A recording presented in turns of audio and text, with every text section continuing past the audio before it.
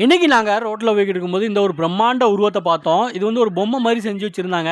மண்ணிலே செஞ்சு வச்சுருந்தாங்க. கண்டிப்பாக இது மயான கொலைக்காக தான் செஞ்சு வச்சுருப்பாங்க. ஆனால் இந்த இடத்துல பெரிய கோயில் எதுவுமே இல்லைன்னு சொல்லி திரும்பி பார்த்தா முன்னாடியே ஒரு அங்காள பரமேஸ்வரி அம்மன் கோவில் இருந்தது. எக்ஸாக்டாக கோவிலுக்கு ஆப்போசிட்டில் தான் இந்த மாதிரி செஞ்சு வச்சுருந்தாங்க.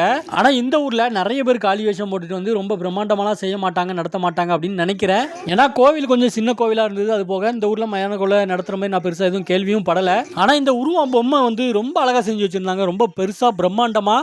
ஆனால் இன்ன வரைக்கும் வச்சுருந்தாங்க. மயானக்குள்ளே முடிஞ்சு கிட்டத்தட்ட ஒரு வாரம் ஆக போது இன்ன வரைக்குமே அந்த பொம்மை வந்து இங்கே தான் இருக்குது. அந்த உருவ பொம்மை வந்து கரெக்டாக மூக்கு மொழி எல்லாமே அப்படியே இருந்தது, ஒரிஜினலாக இருக்கிற மாதிரி இருந்தது. அந்த கோவிலுக்கு பக்கத்துலேயே இன்னொரு விஷயமும் பார்த்துருந்தேன். ஆக்சுவலாக இந்த மாதிரி நான் நிறைய இடங்களில் பார்த்துருக்கேன். ஆனால் இதுக்கான காரணம் என்ன அப்படிங்கிறது எனக்கு தெரியவே இல்லை. இதில் வந்து ஒரு சிலை மாதிரி இருக்கும். ஆனால் அதில் வந்து தலையே இருக்காது. தலை இல்லாதவங்க ஒரு முண்டை மாதிரி தான் இருக்காங்க. திரௌபதி அம்மன் கோயில், தர்மராஜா கோயிலில் தான் அந்த மாதிரி வச்சுருக்காங்க. நானும் நிறைய டைம் நிறைய இடங்களில் பார்த்துருக்குறேன். ஆனால் அதுக்கான காரணம் என்ன அப்படிங்கிறது எனக்கு தெரியல. யாராவது தெரிஞ்சிருந்தீங்கன்னா நீங்கள் கமெண்ட்டில் சொல்லுங்கள்.